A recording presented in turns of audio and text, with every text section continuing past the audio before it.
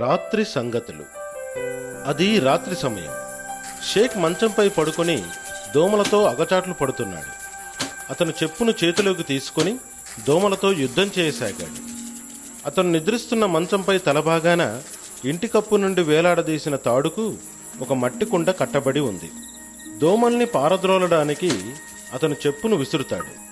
చెప్పు ఆ మట్టి కుండను తాకుతుంది. దాంతో కుండకు చిన్న చిల్లు పడుతుంది. అదేమీ గమనించని షేక్ నిద్రలోకి జారుకుంటాడు.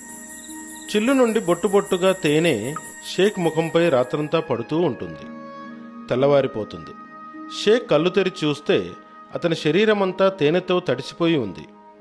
షేక్ పక్క గదిలోకి దూరతాడు. ఆ గది మొత్తం పత్తితో నిండి ఉంటుంది. మొత్తం శరీరమంతా పత్తి అతుక్కుపోయింది. అతను బయటకు వెళ్ళడానికి మార్గం వెతుకుతాడు. అప్పుడే అతని మరదలు అక్కడికి వస్తుంది. షేక్ను చూసి భూతం అనుకుని భ్రమపడుతుంది. గట్టిగా అరుస్తూ అక్కడి నుంచి పరుగు తీసింది. షేక్ తలుపులు తెరుచుకుని ఇంటి నుండి బయటకు పరిగెత్తాడు. అలా పరుగు తీస్తూ గొర్రెల మందను కట్టేసే చావిడిని చేరుకున్నాడు. ఎవరో తనను నిశ్శబ్దంగా వెంబడిస్తున్నారని గమనించేలోపు ఆ వ్యక్తి షేక్పై దుప్పటి వేసి భుజానికి ఎత్తుకొని పరుగు తీయడం ప్రారంభించాడు. అరే అరే అరే ఏం చేస్తున్నావు బాయ్? అరే నన్ను ఎందుకు మోసుకెళ్తున్నావు? అరే నేను గొర్రెను కాదు బాయ్.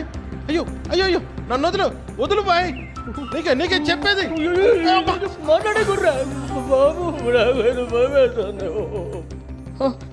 అన్నయ్య అన్నయ్య మీరు ఎక్కడికి వెళ్ళిపోయారు? దేవుని దయ వల్ల మీరు రావాల్సిన సమయానికే వచ్చారు. మీ గది పక్కన ఉన్న ఖాళీ గదిలో ఒక భూతం దూరి అందరినీ భయపెడుతోంది. అవునా? నేను ఆ భూతాన్ని తరిమేయడానికి మంత్రగాన్ని తీసుకురావడానికి వెళుతున్నాను. మంత్రగాన్ని పిలిపించాల్సిన అవసరం లేదు. ఎందుకు? విచారించవద్దు. నేను ఆ భూతాన్ని పారద్రోలుతాను. కొంచెం సేపు అక్కడ నిశ్శబ్దం అలుముకుంది. షేక్ బయటకు వచ్చాడు. నేను ఆ భూతాన్ని పారద్రోలాను. ఇప్పుడు భయపడాల్సిన అవసరం లేదు. మీరంతా ప్రశాంతంగా నిద్రపోవచ్చు. హాయ్.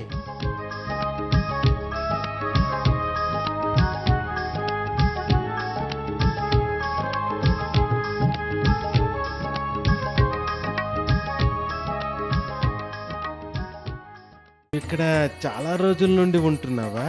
చాలా రోజుల నుంచే ఉంటున్నా. అవును, అయినా నీకెందుకు? ఇంక చెప్పాలా? కోపం ఎందుకు భయ్యా? నేను ఈ నగరానికి కొత్తగా వచ్చిన వాడిని, అందుకే అలా అడిగాను.